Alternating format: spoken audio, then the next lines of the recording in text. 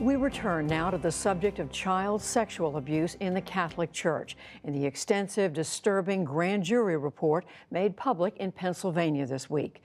While past investigations have focused on the actions of individual priests, this probe also looked closely at how much church hierarchy, the bishops, knew about that behavior and to what lengths they went to cover it up.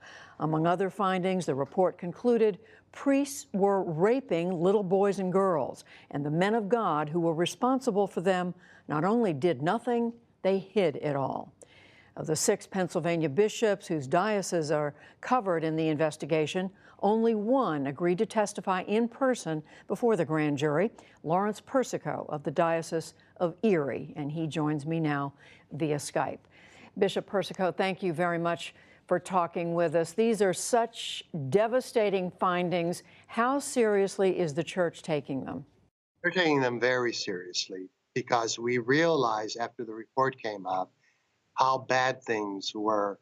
Meaning that you and others were not aware of the depth of the problem before this? We weren't aware throughout the whole state of how bad things were. Obviously, I knew some of the situation in the Diocese of Erie since I've only been here 6 years. But when you see it all together, then you can see how bad it is. Well, as we just said a moment ago, this is a report that focuses, yes, on the actions of individual priests, but it also focuses on the actions of the leadership, the bishops, and paints a disturbing picture of the inaction of bishops, actively either ignoring or doing nothing about charges, claims that were brought to them. That's true. There was a failure of leadership. That definitely is pointed out in that report, that many bishops did not handle them well. And why do you think that was? Well, that's a good question.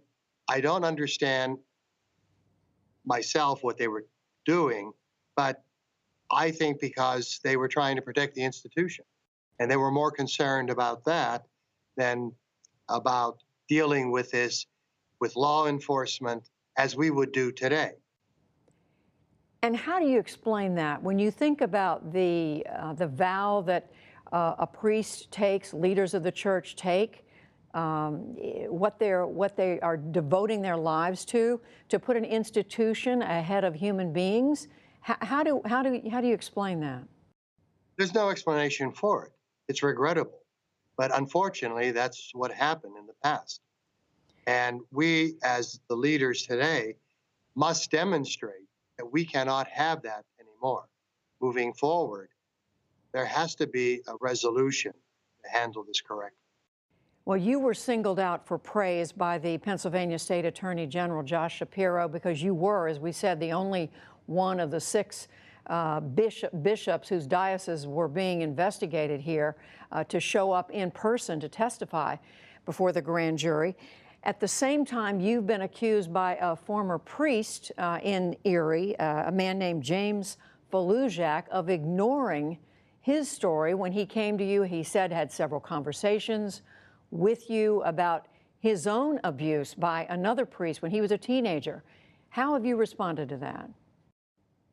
Well, this is the first time I've heard that. I don't remember the multiple conversations. He did speak to me once about it. And there were other issues going on with Jim, and I was trying to address those issues. He had informed me that he had reported the abuse that he received from Monsignor Martin prior to my arrival.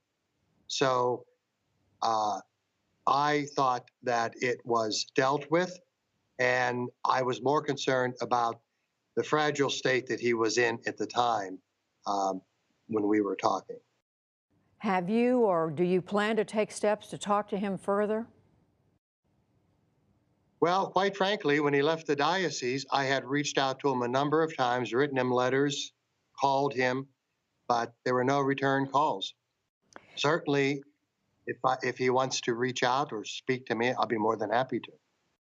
You, Bishop Persico, have focused in your statements, I was just reading them again this afternoon on behalf of the diocese, on wanting transparency, as you just said, focusing on help for the victims. But my question is there enough focus on the people who are accused of making these, doing these terrible things to these children? Do you think there's enough focus on going after the perpetrators? Well, we do what we're able to do canonically. Civilly, we can, if the crime is still if they can be arrested by the authorities, that's fine. But I do take action by canon law to remove them from ministry. They're not allowed to function, present themselves as priest.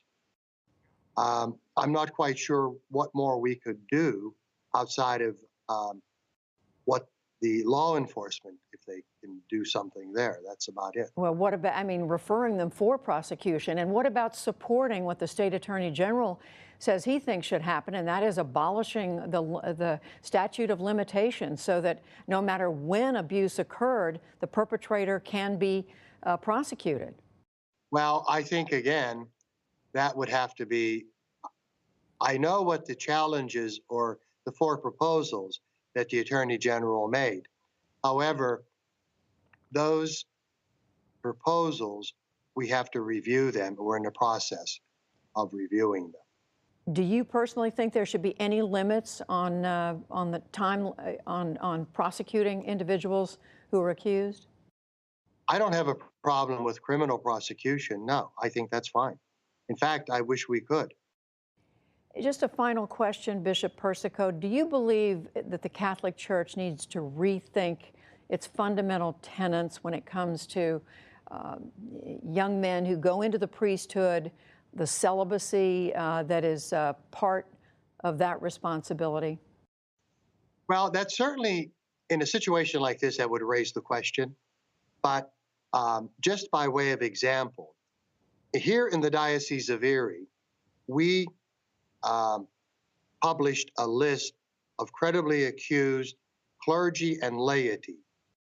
In the laity section, we have men and women who are teachers or working in some of our institutions. Now, some of them are married. So I don't know if you could say it's just because of celibacy that these men acted out, or even these women and laymen acted out.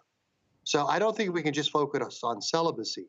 I think it's what kind of review we do when we bring candidates in to study in the seminary. It's an important subject, and I know we are going to continue to look at it. Bishop Lawrence Persico, thank you very much.